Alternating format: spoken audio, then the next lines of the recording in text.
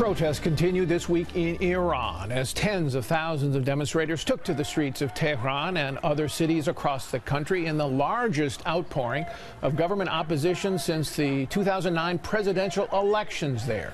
President Trump tweeting his support for the protesters on Tuesday, saying, quote, "The people of Iran are finally acting against the brutal and corrupt Iranian regime.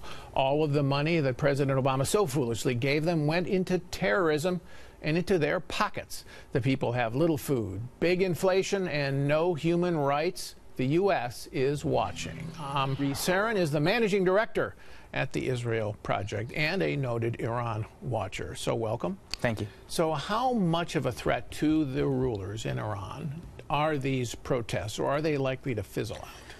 You know, the protesters face overwhelming odds.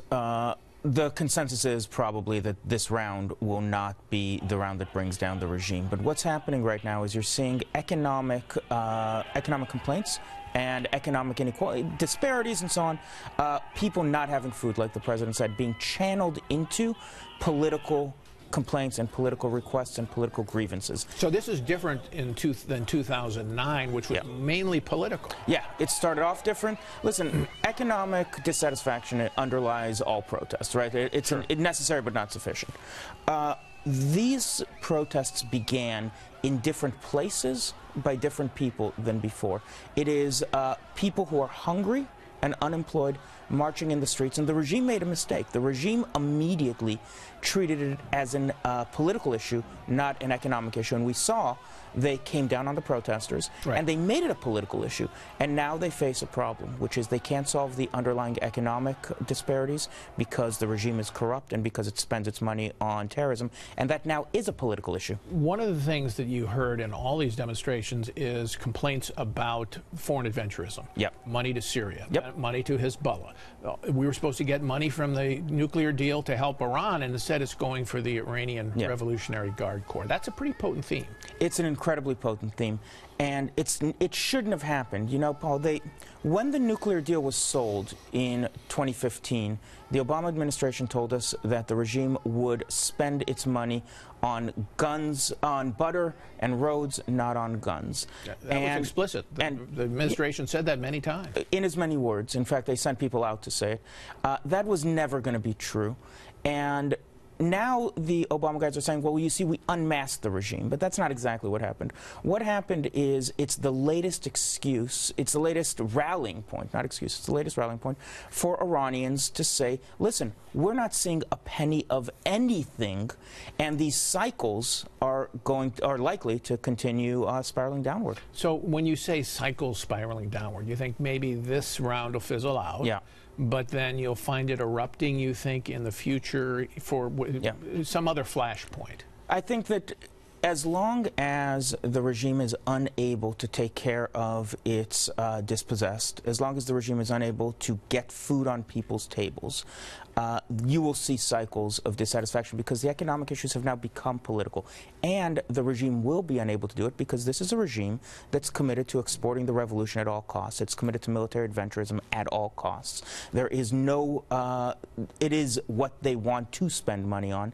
And so, yeah, I think you're going to continue getting a lot of unrest. Well, look, just step back for a second. If you were the regime and you saw that you were in trouble like this, okay, and you said, you know, we need domestically to do something about this, could they possibly pull back from Syria? Could they pull back from Yemen? Could they stop funding Shiite militias in Iraq, for example? Would that be possible politically and have them survive? It's an interesting question. Politically, yeah, they could probably do it politically. The problem is ideologically they probably couldn't do it. But it's an interesting point that you're making. When you say ideologically, why not?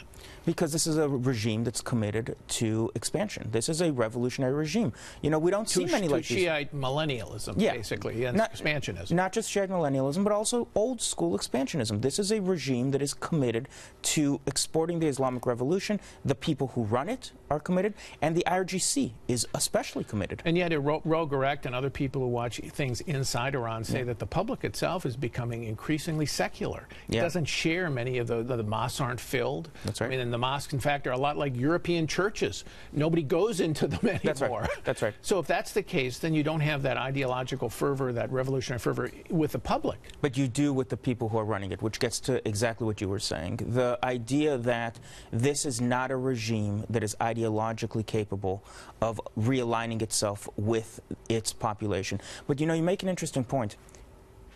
We may think that, we may assess that this regime cannot pull back from Iraq, cannot pull back from Yemen.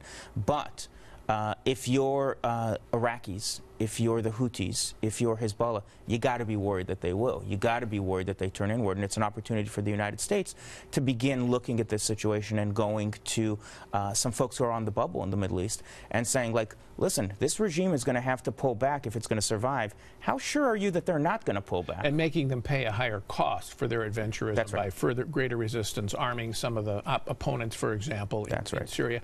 Can we also do something, we don't have a lot of time, but can we also do something to help communications inside Iran? The opposition, they shut down the internet, the government did, or Telegram, this internet popular service. Can we help them get around that firewall?